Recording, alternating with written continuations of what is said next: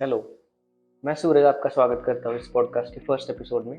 आज हमारे साथ है दीपिका यादव जी जो ओरिजिनली कानपुर उत्तर प्रदेश से हैं। उन्होंने अपनी टेक्सटाइल इंजीनियरिंग जो है वो 2022 में कंप्लीट की और आज हम उनसे टेक्सटाइल इंजीनियरिंग के बारे में बहुत सारे सवाल पूछेंगे। तो Deepika ji, thank you so much कि आप हमारे साथ आज यहाँ पे मौजूद हैं। इवन आपको भी थैंक यू, आपने मुझे बुलाया। अरे नो प्रॉब्लम। तो पहला सवाल जो है हमसे कि एक बहुत ही रेयर है वो इंजीनियरिंग का जो स्ट्रीम है, लाइक मैकेनिकल, इलेक्ट्रिकल, सिविल, ये तो सभी को पता होता है। लेकिन एक टेक्सटाइल इंजीनियर मतलब क्या होता है? क्या आप एक्सप्लेन करेंगे तो हमें अच्छे से समझ आ जाएगा। हाँ, मैं एक्सप्लेन करने से पहले आपको अगर पूछूं, आप गेस करेंगे कि टेक्सटाइल इंजीनियर एक्चुअली क्या तो होगा? एक चीज मुझे पता है कि टेक्सटाइल का मतलब कुछ तो क्लोथिंग से रिलेटेड होता हाँ, है, हाँ, इतना मुझे हाँ, पता है। हाँ। तो आप तो ये बेहतर जानते हैं। तो टेक्सटाइल इंजीनियर्स क्या होते हैं कि वो मैन्युफैक्चरर होता है। हम्म, जब हम बीटेक के थ्रू किसी भी इंडस्ट्री में जाते हैं तो हम एज अ मैन्युफैक्चरर जाते हैं, और वो भी इंडस्ट्री में शिफ्ट ऑफिसर हमारी इनिशियल पोजीशन रहती है। तो जैसा भी हमें कपास मिला, जैसे पेड़ से हमें कपास मिला, अब उसके बाद उसमें क्या प्रोसेस करेंगे कि वो फाइनल कपड़े में कन्वर्ट हो जाए, अच्छा। ये काम टेक्सटाइल इंजीनियर्स का होता है। ओके ओके ओके, इंटरेस्टिंग, बहुत इंटरेस्टिंग काम लग रहा है एक्चुअली वो। तो अब आप खुद भी एक कंपनी में जॉब करती थी, तो हाँ, क्या हम जान सकते हैं कि आप किस टाइप का जॉब करती थी? अब आपने बताया कि एक रुई होती है, हमारा हाँ, कपास होता है, उसको कपड़े में कन्वर्ट करने का काम एक टेक्सटाइल इंजीनियर का हाँ, होता है। तो आपका एक्चुअली काम क्या था उस कंपनी में, आप हाँ। बता सकते तो ये जब इंडस्ट्री होती है, तो इंडस्ट्री में सिर्फ एक कोई मशीन नहीं होती है, वहाँ पे 100 मशीन एटलीस्ट रहेंगी, किसी भी इंडस्ट्री में छोटे से छोटे यूनिट में भी रहेंगी। तो जब वो मशीन्स हैं, मशीन्स चलाने वाले कुछ लोग होंगे जिनको हम वर्क फोर्स कहते हैं या फिर लेबर फोर्स कहते हैं। तो अब उन लेबर को मैनेज करने का काम जो हम बीटेक करके जाते हैं ये करते हैं। हैं? अच्छा। वहाँ पे जो भी इंडस्ट्री में जितना भी लेबर रहेगा, या फिर वो केवल ऐसा नहीं है कि मेल्स ही होंगे, फीमेल्स भी होती हैं, सभी को मैनेज करना होता है हमारा काम। वो अच्छा फिर हमारी इस प्रोफाइल को हम शिफ्ट ऑफिसर एज ए जाते अच्छा। हैं, ओके। और इनिशियली हमारी ट्रेनिंग रहती है, फिर उसके बाद हम ऑफिसर बनते हैं। और एक एक्चुअली सवाल मुझे अभी अभी आया दिमाग में कि अब आपने डिसाइड किया होगा कि तुम्हें टेक्सटाइल क्यों चाहिए, आपके कुछ रीजंस होंगे। तो आपके हिसाब से किस टाइप के इंसान को एक टेक्सटाइल इंजीनियर बनना चाहिए कि यार ये स्किल सेट होते हैं या फिर ये स्किल्स उसमें चाहिए? देखिए, textile is not like computer science, है ना? सही है। तो हमें जॉब बैठे बैठे की नहीं मिलने वाली है। हम्म, हमें जब भी जॉब मिलेगी, हमें इंडस्ट्री में जाना पड़ेगा, और हम्म, प्रॉपर इंडस्ट्री, वहाँ पर फ्लाइज उड़ रही होंगी, वहाँ पर बहुत गर्मी होगी, हमें ऐसी जगह काम करना पड़ेगा। लेकिन अगर आपको चाहिए कि अब इन फ्यूचर आपको मैनेजर बनना है, तो इसके लिए ये फील्ड बहुत अच्छा है, क्योंकि हम वहाँ पर लेबर, और कितने लेबर्स होंगे, जितना छोटी इंडस्ट्री होगी वहाँ पे भी एटलीस्ट 100 लेबर्स तो रहेंगे, अच्छा। उनको भी मैनेज करना हम सीख जाते हैं। तो हम्म, अगर आपको आगे चल के मैनेजर बनना है तो ये फील्ड आई थिंक सही है। Okay okay, interesting. आपने जब ये डिसाइड किया था कि 12th एग्जाम आपने दिया था, तो एक टेक्सटाइल इंजीनियरिंग कॉलेज में एडमिशन लेने के लिए आपके यहाँ पे कौन सा एग्जाम कंपलसरी होता है आपको उत्तर प्रदेश में? हमारे टाइम पे जब मैंने लिया था, मैंने 2018 में एडमिशन लिया था।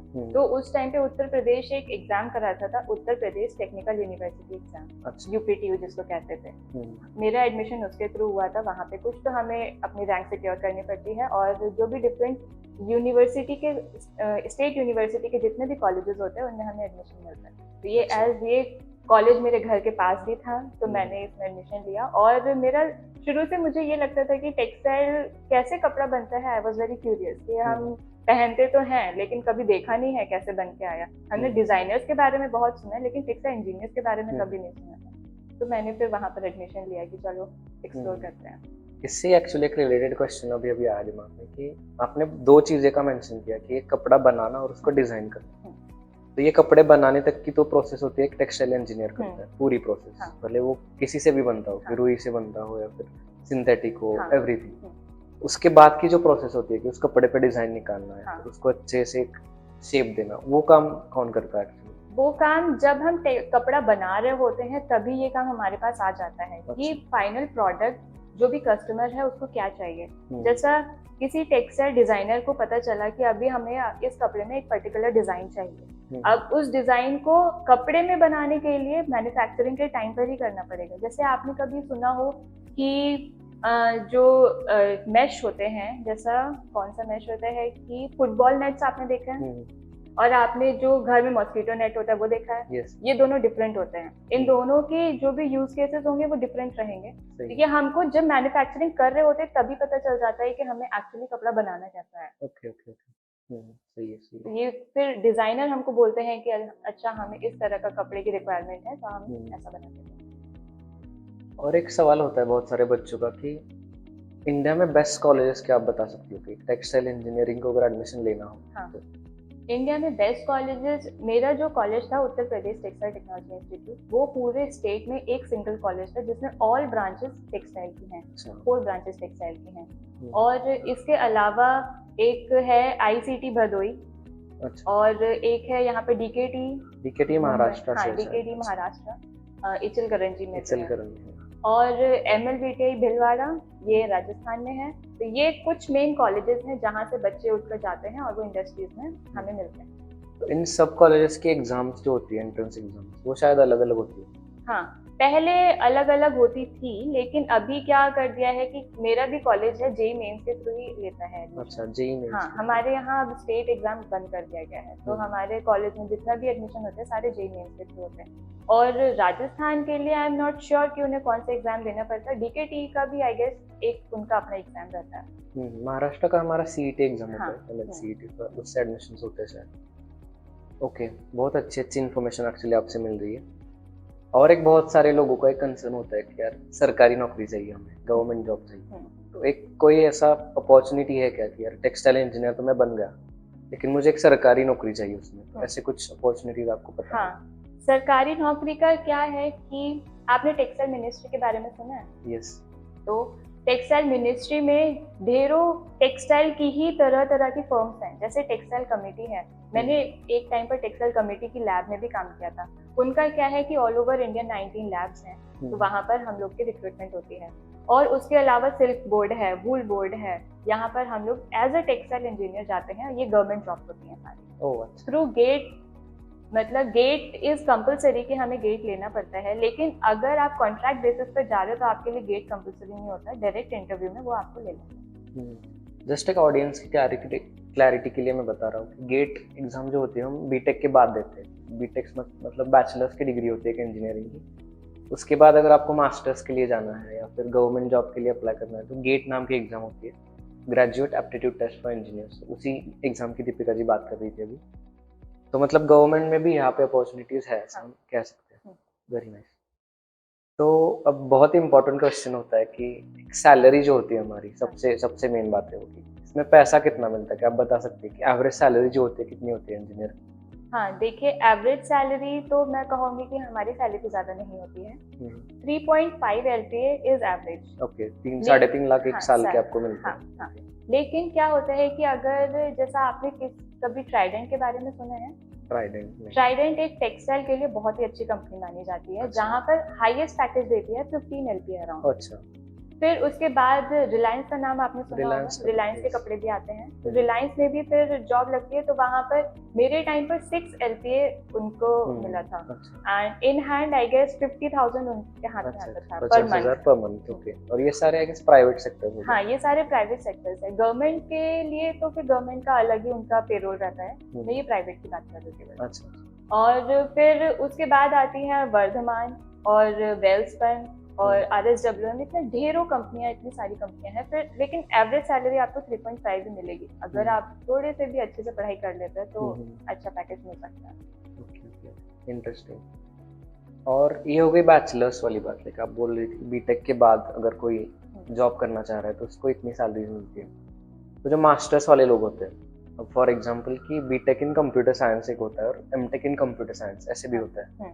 तो वैसे बीटेक इन टेक्सटाइल एक हो गया, वैसे एमटेक इन टेक्सटाइल ऐसे कुछ होता है क्या? हाँ, एमटेक जो टेक्सटाइल इंजीनियर्स होते हैं उनके लिए केवल टेक्सटाइल ही नहीं होता, उनके लिए पॉलीमर साइंस भी होता है। अच्छा। उनके लिए फाइबर साइंस भी होता है। तो ये एमटेक की हमारी ब्रांचेस होती हैं। और अगर हम आईआईटीज में जाएं तो आईआईटी दिल्ली सबसे अच्छा माना जाता है एमटेक इन टेक्सटाइल के लिए। अच्छा। फिर उसके बाद आईआईटी रुड़की में भी एडमिशन मिलता है। वहाँ पर पेपर टेक्नोलॉजी रहता है, पॉलीमर साइंस रहता है वहाँ। तो ये टेक्सटाइल के लिए ही ओपन ब्रांचेस हैं।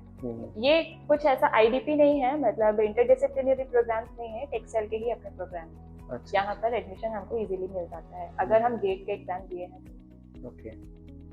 और एक क्लैरिफिकेशन मैं करना चाहूँगा कि आईडीपी जो दीपिका जी ने बताया कि इंटरडिसिप्लिनरी प्रोग्राम्स का मतलब क्या होता है कि लेट्स से कि अब दीपिका जी ने बीटेक कंप्लीट किया था टेक्सटाइल में से, तो उनको टेक्सटाइल छोड़ के अगर किसी और ब्रांच में एडमिशन लेना है तो मोस्टली पॉसिबल नहीं हो पाता अगर वो कोर ब्रांच है।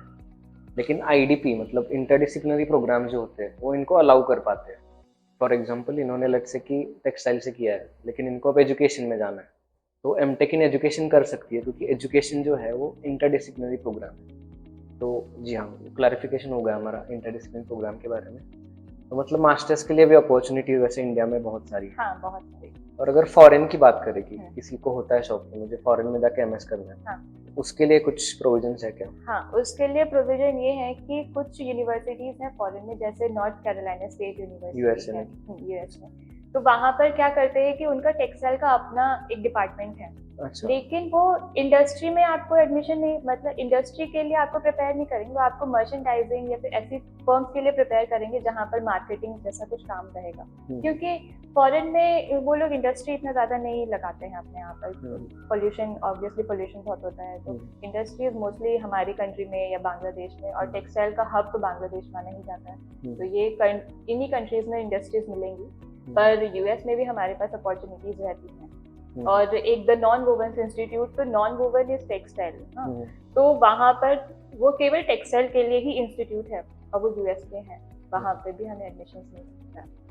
एक्चुअली पॉडकास्ट रिकॉर्ड करने से पहले थोड़ा हम बात कर रहे थे इसके बारे में, तो दीपिका जी ने मुझे एक क्या बात बताई कि पूरे यूएसए में कहीं पे भी टेक्सटाइल की इंडस्ट्री नहीं है। तो मुझे एक्चुअली शॉकिंग लगी वो बहुत बड़ी बात। जैसे दीपिका ने अभी बताया कि वहाँ पे पोल्यूशन ना हो इसलिए वो अवॉइड करते हैं। तो वो क्या करते हैं कि बांग्लादेश से, इंडिया से वो ऐसे कॉन्ट्रैक्ट दे देते हैं कि हमें इतने इतने कपड़े प्रिंट करके या फिर सिलाई करके दे दो।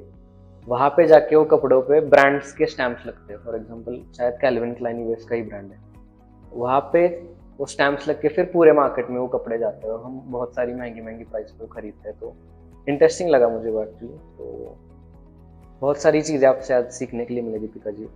एक बार बहुत बहुत शुक्रिया आपका हमारे साथ जुड़ने के लिए, और आई होप आपको भी ये एपिसोड बहुत अच्छा लगा होगा। ऐसे बहुत सारे एपिसोड्स हम आपके लिए लेके आएंगे। तब तक के लिए बाय बाय। बाय।